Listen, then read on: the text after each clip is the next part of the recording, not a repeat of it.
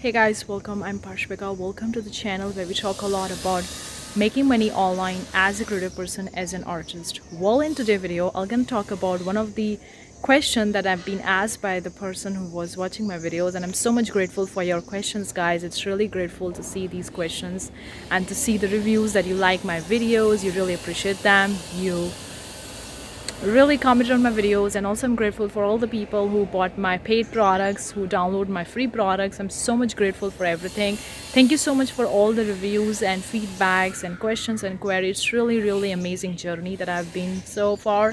Thank you so much, guys. But today question that I'm gonna be covering: how to test the products on Zazzle before I list for sale. Okay, so I'm just gonna talk about my own journey. Now every designer journey would be different. The thing that I do may or may not be applicable to other designers, so I'm gonna cover based on my own experience and knowledge so far. Let's dive in. Give this video a big thumbs up. Consider subscribing for more such videos. We have free products. The links are in description box below. You can very well grab the 3 Zazzle products that I have. The first is a Zazzle workbook planner. It's a PDF download that will going to help you plan your shop. The link is in description box below. The second is a Zazzle beginners kit. It's kind of like a tutorial kit. If you're looking for step-by-step tutorials, video tutorials, then it's kind of like a guide. The link is in description box below. The third one is a Zazzle ebook. It's a short ebook which you can read it about the Zazzle. It's also a PDF download. All the links are in description box below. You can very well check it out. Anyway, let's talk about how I test the products on Zazzle before listing them for sale. Now, there are various stages that I go through before actually selling any product on the Zazzle. Usually, I do this method that I'm gonna be covering here. Sometimes I skip it. Sometimes I try to do some shortcut. But usually, most of the times, I do that because it works for me. The first thing that I do before actually listing any product for sale is to get the niche or get the product idea or design idea. That's the first thing I do. So I go on a Zazzle, just look at the homepage on the Zazzle, look at the trending stuff.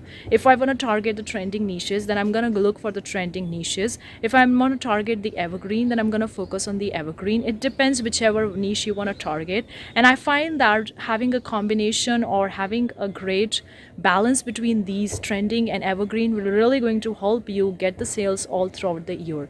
Because especially the Christmas and some trends are very big. So why not utilize them when they are big, and then have the evergreen which packs you up when these trends are gone. Okay, so depending on whichever niche you're targeting, whichever one, it depends. You're gonna do the research. So what I'm gonna do, I just go on a homepage on the Zazzle and look for the stuffs that are popping up. Now obviously some of them are trending and some of them are the evergreen. So depending on which niche I want to target, I go for that and I look at the design, I look at the product ideas that people already selling on the first homepage, because naturally it's so obvious. The first homepage on the marketplaces are made in a way that lists the products or the designs or the stuffs that are selling well on the platform, or it's trending, or it's new, or something like that. Plus, I also take a look at the products, not just the niche or design. Also take a look at the product if there is some new product, a new arrival, because new product has very less competition on the Zazzle, and it's a great chance to get sales in the new product in comparison to the product which have millions of products already selling on the platform. Makes sense, right?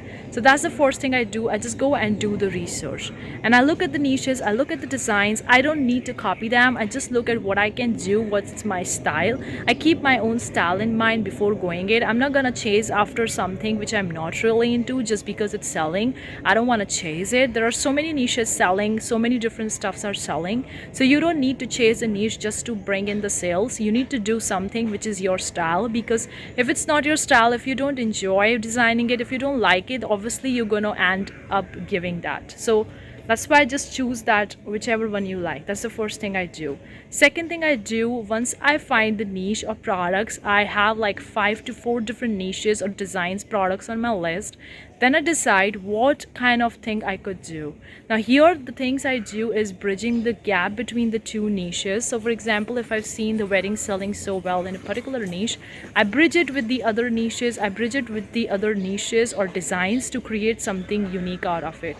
Because if you're just creating the one that already been selling, that's great, you can create it, but you don't need to reinvent the wheel. I don't do that. But the thing that I do is I try to bridge the gap between the two niches, and that's the second thing I do. I look at the niches, 5 design ideas, 5 product ideas, and then try to bridge the gap between them, come up with my own ideas. So for example, in the first step, we actually did the niche research. Okay, so I'm gonna take an example of here the baby shower. Okay, baby shower is so competitive, sells pretty well. It's kind of like a more evergreen rather than the trending. Now you look at the particular baby shower, there's like a summer baby shower, winter, spring, autumn, whatever it is, you like that. Okay, you get it onto the piece of paper, if it's trending, evergreen, whatever it is. Now you can mix the different niches together, maybe mixing the retro with the animal, retro with the floral, or mixing the vintage with the Christmas in the baby shower, or with the Halloween. Like, you can mix the 2 different niches together. That's the second step I do.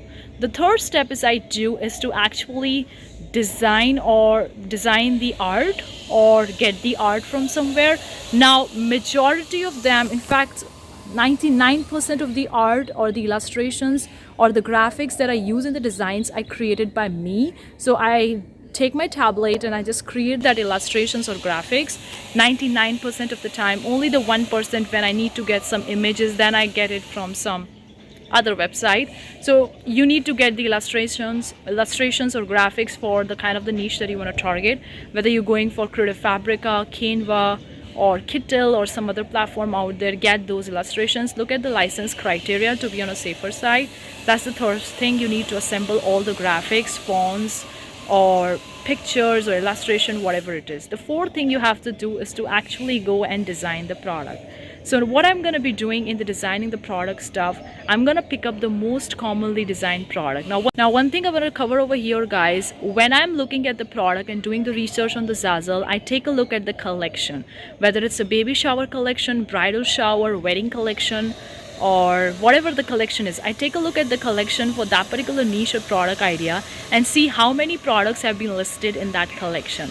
So I usually look in that particular niche for at least 4 to 5 collection in 4 to 5 collections listed by the different designers, and then decide, okay, these are the products that are commonly being listed in this particular collection if I'm targeting this particular niche. For example, if I'm targeting the baby shower, I'm going to be having invitation cards, and then I'm gonna be having the baby shower gifts ideas, like the baby's products, and also gonna be having the favors, party favors, like the hats, the plates, the napkins, all the cookies and all that food items. So it will be there. Okay, so collection that I'm targeting. Now I'm not gonna make the entire collection on the day one when I'm designing the first product. No, I'm just gonna design the one of the most commonly sold product in that particular niche or collection, which is so common.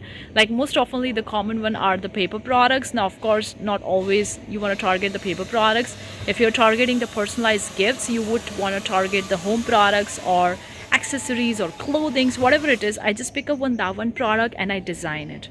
So I design the product whichever way I want to design it. Then I go with the title, tag, and description. I use the relevant keywords, title, tag, and description. I'm not going to use anything random. Just set the royalty. I usually set the royalty around 8 or 9%, and then I increase to 10 and 11 if that particular product being sold, and then I list it for the sale. Okay, and after I created the first product, I'm gonna create the collection, because I know once I create the collection, it's easy for me to add the different products related to the same niche and design in that particular collection. So I create the collection, and now I'm gonna go and at least create 5 more products related to that particular niche and product, so that I can list them in the collection that I've already made. That's the next step I do. After creating the collection, I'm gonna create more products related to that particular niche and design, so that I can literally add them in the same collection. That's what I'm gonna do. I pick up the most commonly sold product in that particular niche and design, and also take a look at the how many products are there. For example, the paper products invitations are in great demand, yet huge competition is there. But if you take a look at the accessories and clothing is also very popular and in great demand. But if you take a look at the other products, the competition may not be huge. Not many people are selling in that. So I would definitely target that particular product, because I know that the competition is not huge, and I have a high chances of getting the sale for this particular niche in that particular product. So I particularly gonna go with that, apart from having the most commonly products. So I just do the 5 products in one collection, and then see for the next step we're gonna move towards is about the analytics. I give at least a month or two to see whether I'm getting any reviews or any sales for these particular 5 products that I've listed in that collection. If I'm getting any single view, then I'm gonna go back to the collection and I'm gonna create more products, and I'm gonna put the similar kind of design or product on more products and add more products to my collection. This time maybe I create 10 more products or maybe 20 more products, whatever it is. I'm gonna create more products because I know that this niche is getting the views, so I'm gonna create more products in this niche and I'm gonna list them for sale and add them into the collection. That's another thing that I would do. Another step, I'm gonna keep an eye on this particular collection which I've created and added more products for at least 6 months, because it takes time, 2 to 3 months, to get settled your products in the collection. Unless it's a trending niche, then you might get sales within a week or 2 or maybe a month. But if it's an evergreen, it will going to take a little bit more time. So I'm gonna list them for 6 months, and after 6 months I go back to the collection, take a look at the products, see if I get any sales, how many sales did I get, and if I get the multiple sales for one product, how many sales I get for one product, how many views I am getting. I'm just gonna take a look at that and I see if I want to create similar kind of products more or not, if this particular niche is working well for my shop or not. This kind of stuff I do for 99% of the time in my shop. This kind of method that I use for testing the product, testing the collection, and knowing what sells, and then replicating that process or remixing them or merging the gap between the different niches and trying them together. That's the kind of like the stuff I do. So these are the basic steps that I follow for testing the products, for listing the products on sale on Zazzle. Now obviously other designers may be having the different methods to do that. I'm not saying my method is right or wrong, but it's just the way I do it and it works for me. That's what I can say. Let me know in the comment section below, what is your method for testing the products on the Zazzle or testing the niches. Let me know what you think. Do you have any questions, queries? Everything is welcome in the comment section below. That's it for this video. Hopefully you find it useful. Hopefully you get something out of it. Let me know. I'll see you the next time. Till then, take care. Bye guys.